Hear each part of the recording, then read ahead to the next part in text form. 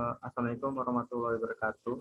Perkenalkan, nama saya Ben Sadam Permanda dengan NPM 2015310270 dengan teman saya Siti Musyaningsi dengan NPM 2015310264. Kami dari kelompok 8 ingin mempresentasikan makalah kami yang berjudul Perencanaan Strategi.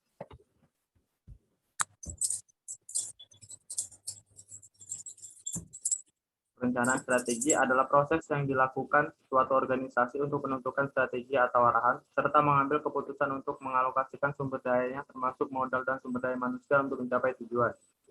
Hasil dari proses perencanaan strategi berupa dokumen yang dinamakan strategic plan yang berisi informasi tentang program-program beberapa tahun yang akan datang. Ada 3 alasan yang menunjukkan pentingnya perencanaan strategi menurut James H. P. Stoner. 1. Rencana strategi seringkali merupakan titik awal dalam memahami dan menilai tindakan yang diambil para manajer dan organisasinya. 2. Perencanaan strategis memberikan kerangka dasar pada semua bentuk-bentuk perencanaan lainnya yang harus diambil. 3. Pemahaman terhadap perencanaan strategi akan mempermudah pemahaman bentuk-bentuk perencanaan lainnya. Dengan adanya perencanaan strategi ini, maka konsepsi perusahaan menjadi jelas sehingga akan memudahkan dalam memformulasikan sasaran serta rencana-rencana lain dan dapat mengarahkan sumber-sumber organisasi secara efektif. Proses perencanaan strategi. Proses perencanaan strategi atau manajemen strategis merupakan proses pengarahan usaha perencanaan strategi dan menjamin strategi tersebut dilaksanakan dengan baik sehingga menjamin kesuksesan organisasi dalam jangka panjang. Perencanaan strategis tidak mengenal standar baku dan prosesnya mempunyai variasi yang tidak terbatas. Secara umum, proses perencanaan strategis sebagai berikut. Formulasi misi dan tujuan. Pertanyaan mendasar dalam formulasi misi dan tujuan adalah apa usaha kita dan apa usaha kita yang seharusnya. Analisis tujuan dan strategi saat ini. Dalam perencanaan waktu, manajer suatu organisasi barangkali akan kehilangan minat terhadap misi yang pertama kali mereka perjuangkan. Manajer harus diingatkan kembali pada misi awalnya. Analisis lingkungan. Bertujuan melihat perubahan-perubahan dalam lingkungan, demografis, politik, sosial, ekonomi yang akan mempengaruhi organisasi. Perubahan dalam lingkungan eksternal organisasi dapat menghasilkan kesempatan maupun ancaman, tergantung bagaimana reaksi organisasi. Pengambilan keputusan strategi.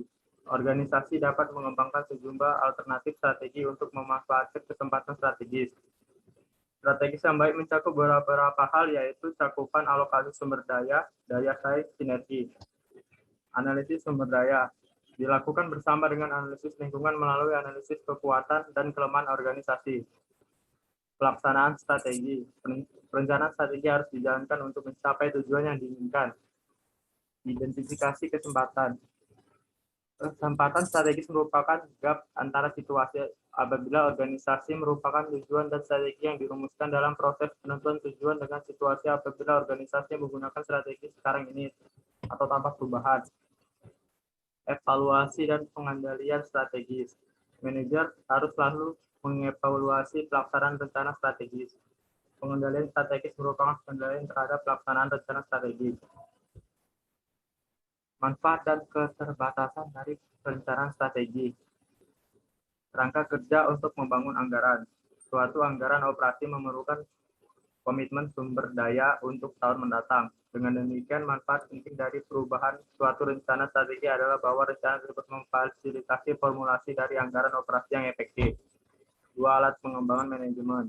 Perencanaan strategi formal adalah alat pendidikan dan pelatihan manajemen yang unggul dalam melengkapi para manajer dengan suatu pemikiran mengenai strategi dan implementasinya.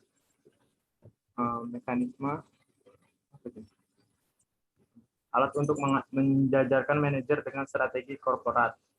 Debat diskusi dan negosiasi yang terjadi selama proses perencanaan mengklarifikasi strategi korporat.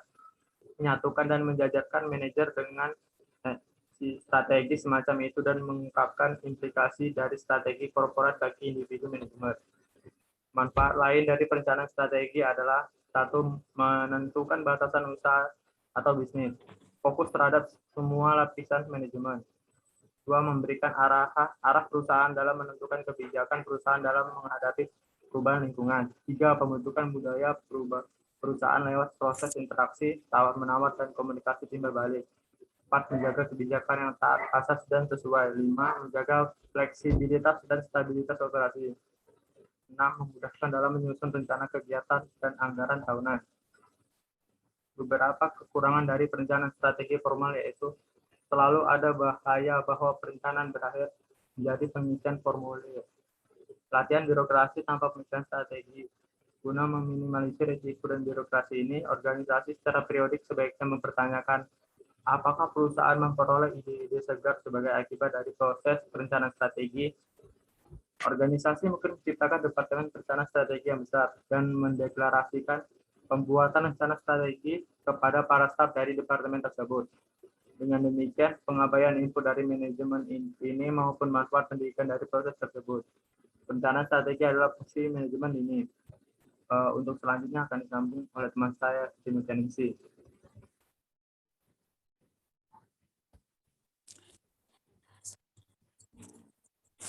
Karakteristik perencanaan strategi formal.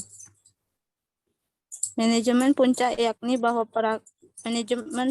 yakin bahwa perencanaan strategi itu penting. Jika tidak, perencanaan strategi mungkin akan menjadi latihan para staf yang hanya memiliki sedikit dampak pada pengambilan keputusan aktual. Organisasi tersebut relatif besar dan rumit, dan ada ketidakpastian yang cukup besar mengenai masa depan, tetapi organisasi memiliki fleksibilitas untuk menyesuaikan dengan situasi yang berubah. Dalam organisasi yang relatif stabil, rencana strategis tidak perlu. Masa depan biasanya cukup sama dengan masa lalu, sehingga rencana strategi hanya akan berupa latihan dan ekstrapolasi.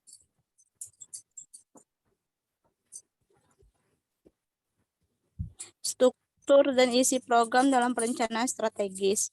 Hampir di semua organisasi industrial, program adalah produk atau keluarga produk, ditambah riset dan perkembangan.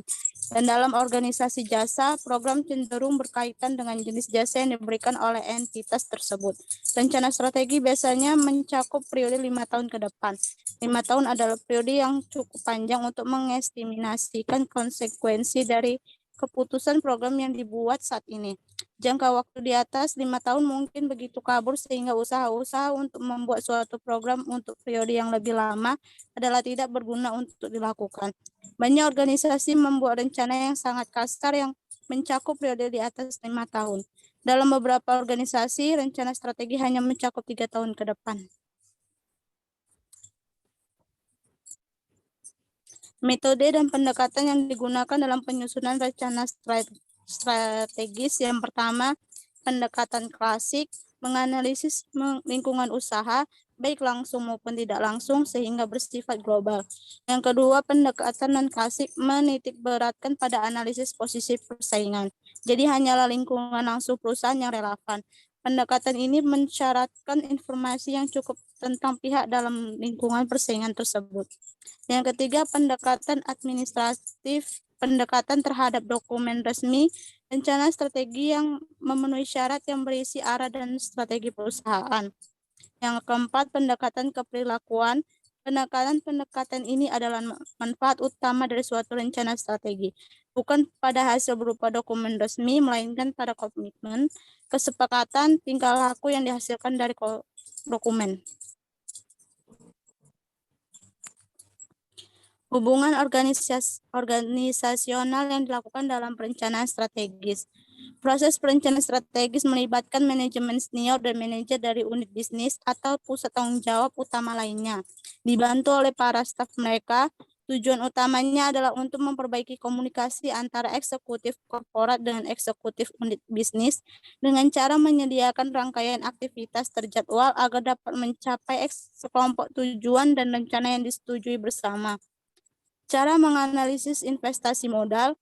Teknik-teknik untuk menganalisis usulan investasi modal berupa untuk menemukan nilai sekarang bersih dari proyek tersebut, yaitu kelebihan nilai sekarang dari estimasi arus kas masuk terhadap jumlah investasi yang diperlukan atau tingkat pengembalian internal yang implisit dalam hubungan antara arus kas masuk dan keluar. Pertimbangan-pertimbangan yang berguna dalam mengimplementasikan sistem evaluasi pengeluaran modal antara lain aturan-aturan menghindari manipulasi serta model.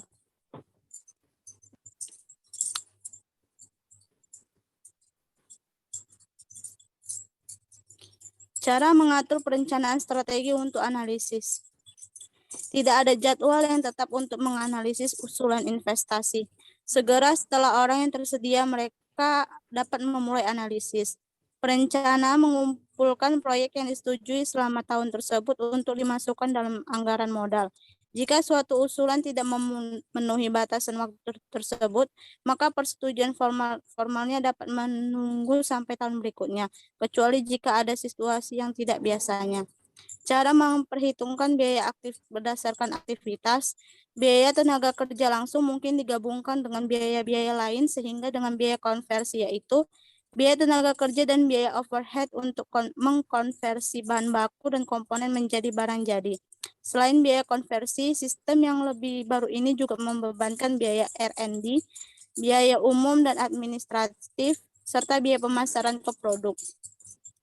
Cara menganalisis rantai nilai dalam perencanaan strategi yang sedang berjalan. Yang pertama, hubungan dengan pemasok. Hubungan dengan pelanggan sebaiknya dikelola sedemikian rupa sehingga baik perusahaan maupun pemasoknya sama-sama memperoleh manfaat. Hubungan dengan pelanggan. Hubungan dengan pelanggan juga dapat menjadi sama pentingnya seperti hubungan dengan pemasok.